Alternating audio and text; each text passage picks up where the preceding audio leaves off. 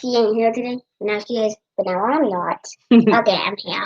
All right. Good morning and welcome to Morning Math with the Gallaghers. I'm Mrs. Gallagher, And I'm not here. and this person is not here. This here's Grayson Gallagher, and today we have another I'm math. pointing down right here. We have another math art challenge for you.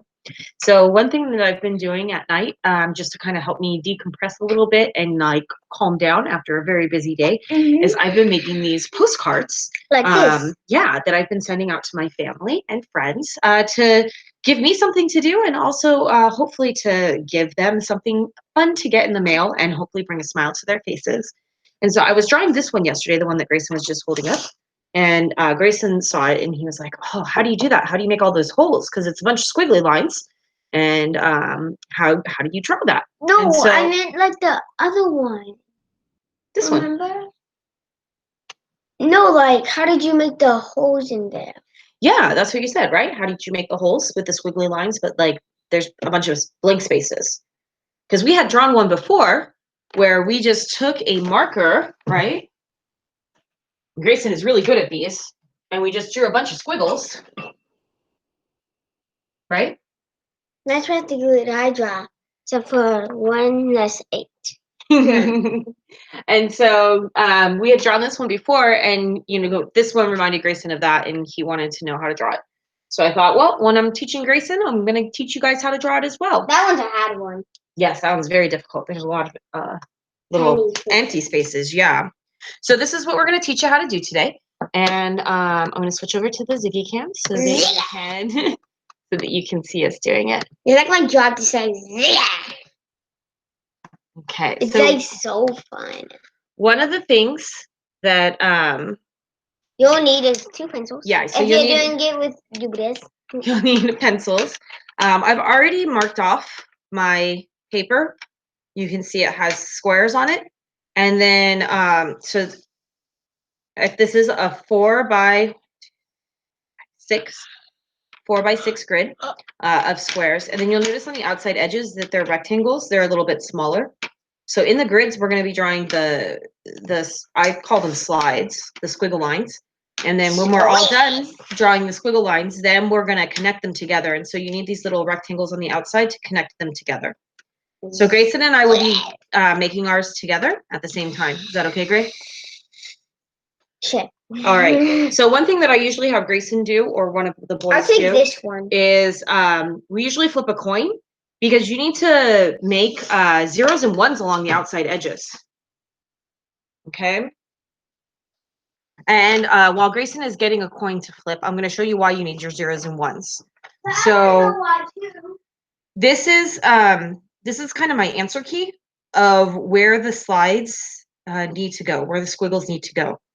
And so by drawing zeros and ones along the outside edges, then we will know what to draw inside each individual square. So if I have a 0 by 0 square, then I'm going to draw this squiggle. But if I have a 0 over here and a 1 up there, then I'm going to draw that squiggle. So this is kind of our answer key, so that we know which direction the squiggles are going. And that's how we make the slides. All right, buddy, you got some coins? Yeah. Okay, flip them. Let's see what we got. You can also just and put the zeros. process go faster. We can't do that. Come on. To make it, you can just write zeros and ones if you want to. So you got tails. I'm going to put 0 for tails, 1 for heads, 0 for tails, 1 for heads. Okay, flip them again. Go ahead. I'm just correcting them. Don't rush me. Now I'm trying to escape. Tails, tails, heads, tails. We need 2 more, okay? 2 more fours? 2 more coins. Just 2, not all 4 of them. Tails and heads. Tails, heads. All right. If you don't want to do the slides, you can also just draw lines. So here would be the answer key for just drawing lines. Grayson, do you want to draw the slides, or do you want to draw lines? Lines. Lines? Okay, so Grayson's going to draw lines on his, and I'm going to draw slides on mine. All right. So here's the first. I kind of want slides now. You want to draw slides? Yeah. You can draw slides. Okay. Yeah, it looks more better. So in our first little square right here, it's a 0 by 0. So we're going to look at our answer key. And a 0 by 0 looks like this. And so that's what we need to draw inside this little square. Mom, judging by what you did last time, I think you connect this 0 with this 0. Yeah. And then you can just draw the go. line if you want. And then you need to go from the opposite side too. Like that.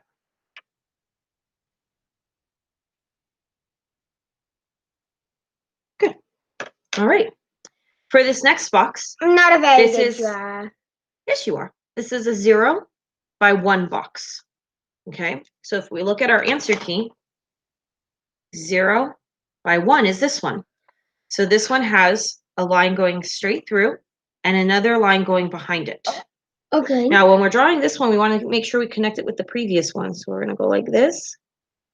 So the line going across left and right goes straight through.